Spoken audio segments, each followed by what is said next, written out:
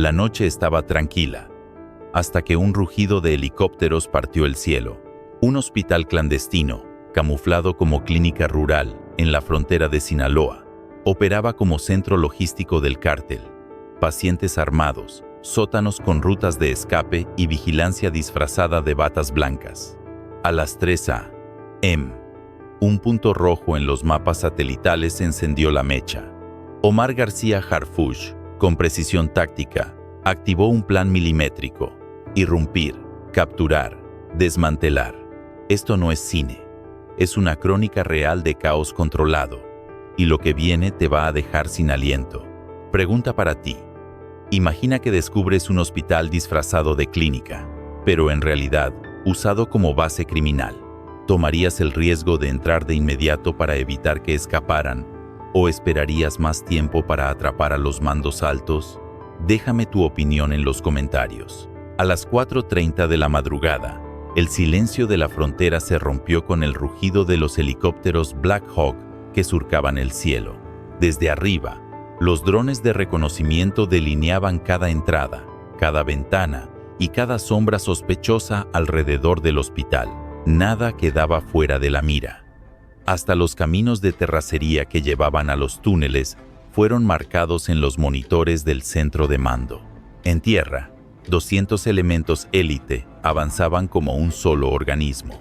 Los equipos C9 husmeaban entre paredes falsas buscando trampas explosivas, mientras los ingenieros tácticos verificaban la intensidad de las señales de radio, cortando cualquier comunicación hacia el exterior.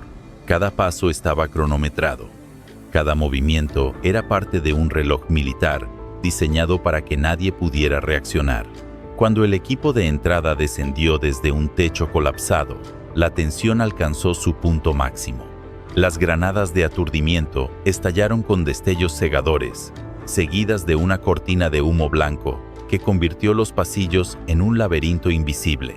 Lo que antes era refugio para decenas de sicarios disfrazados de médicos, se transformó en minutos en un escenario controlado. Las cámaras térmicas confirmaban lo impensable. El hospital ya no pertenecía al cártel, estaba bajo dominio del Estado. El contraste era brutal. Donde había silencio de conspiración, ahora había comunicación táctica encriptada. Donde había narcotráfico disfrazado de medicina, ahora había custodia militar. La decisión había sido ejecutada con precisión quirúrgica. Cuéntame abajo, ¿crees que fue la jugada correcta arriesgarlo todo en ese momento? ¿O hubiera sido más estratégico esperar y atrapar a los líderes en otro lugar? El reloj marcaba segundos de acero. Desde las azoteas, francotiradores de precisión mantuvieron el control absoluto.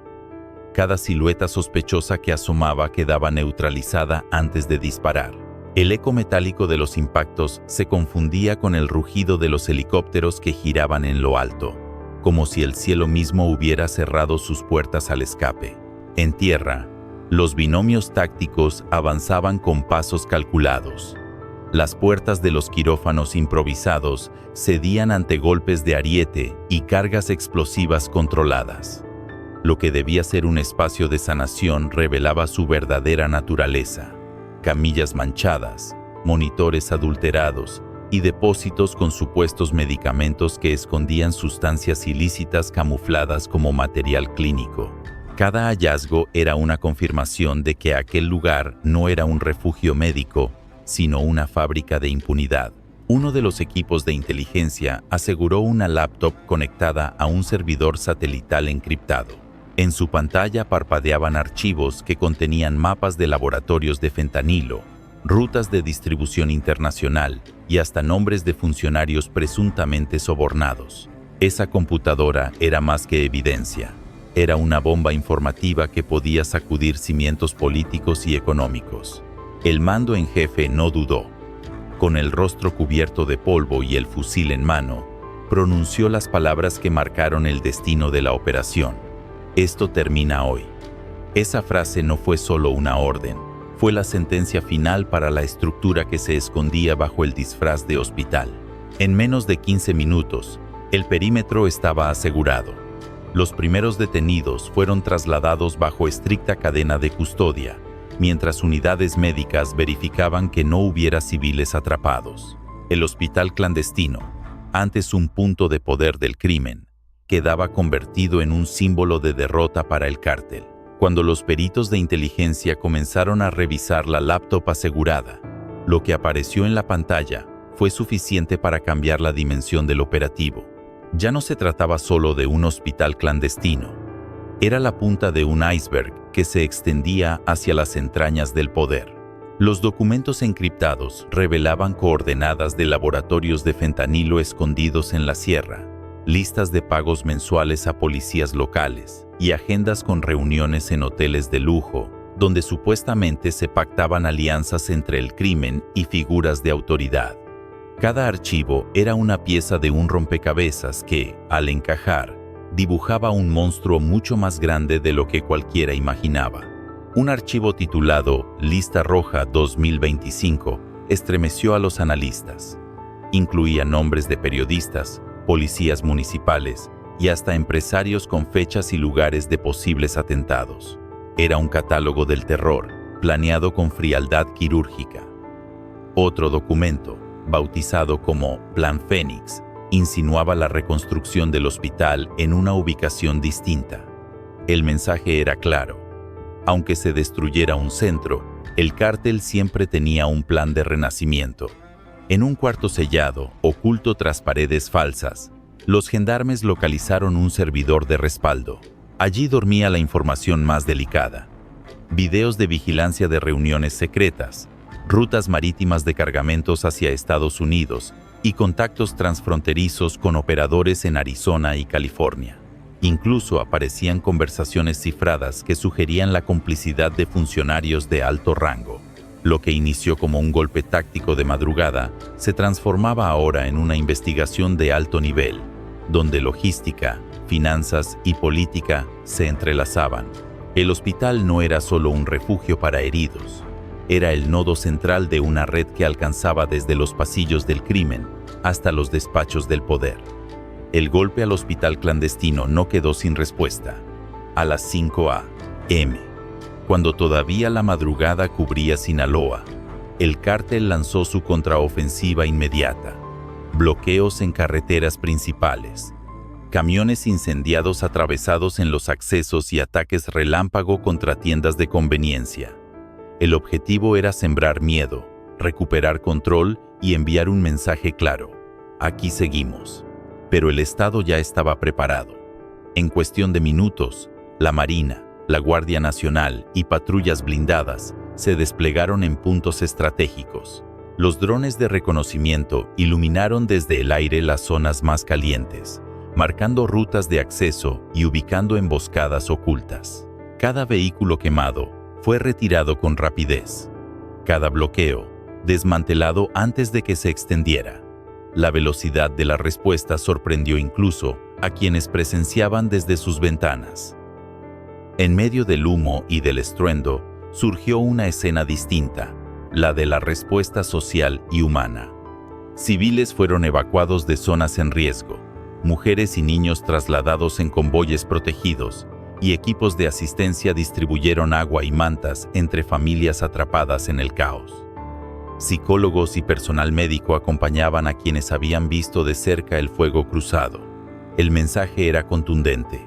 No solo se combate al crimen, también se protege a la gente. Un hallazgo de inteligencia durante esos momentos tensos añadió otra capa al operativo. Los gendarmes localizaron túneles subterráneos con ventilación y rieles de carga, diseñados para mover droga, armas y personas sin ser detectados.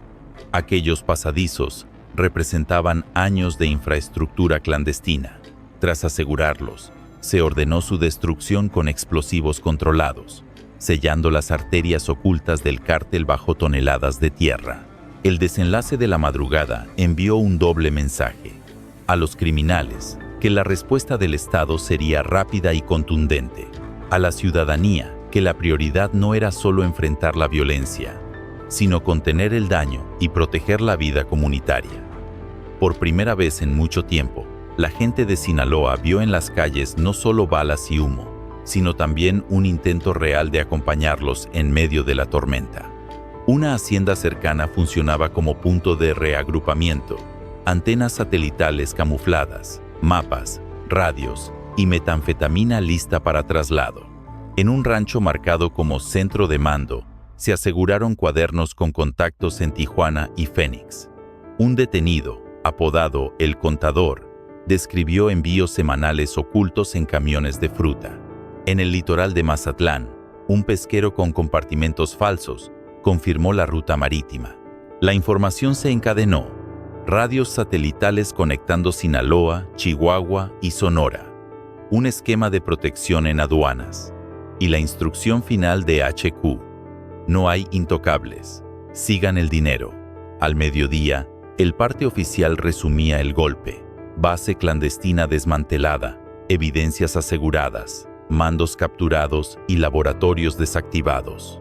Pero la pregunta de fondo queda abierta. ¿Puede el Estado sostener esta presión hasta desarticular la red financiera y política que alimenta al crimen?